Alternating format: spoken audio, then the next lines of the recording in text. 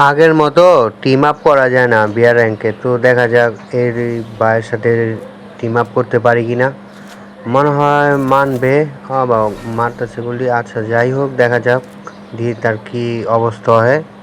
যদি ভালো হয় টিম আপ করবো, না হলে তার এখান থেকে তার গান মটকাবো। আচ্ছা যাই হোক দেখি টিম আপ হয় কি না।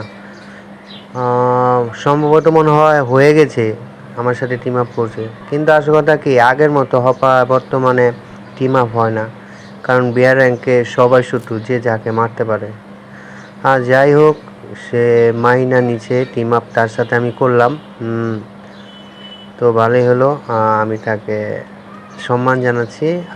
যাই হোক, সে আমার সাথে টিম আপ করছে।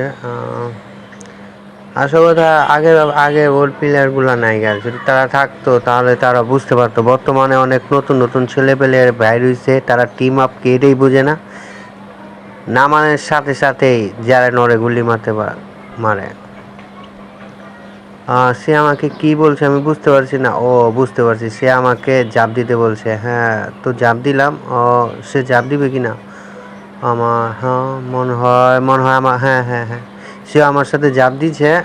এখন লোড করছি, মেনিকেটটা করে লই। আমার সামনে একটা মনে এনিমি আছে, আমার টিম আপ প্লেয়ারটা গেছে, তাকে অ্যাটাক করছিল, আমি অ্যাটাক করলাম। দেখা যাক এটাকে মারতে পারি কিনা। আমার টিম আপকে মেরে ফেললো। তারপর আমিও তাকে মেরে ফেললাম, খুব কষ্ট লাগলো, অনেকদিন পর টিম আপ করলাম তাও হারিয়ে ফেললাম। আসল কথা কি, বিয়ার র্যাঙ্কে টিম আপ করা বুকে সাহস লাগে, কিন্তু এই সাহস সবার বুকে থাকে না।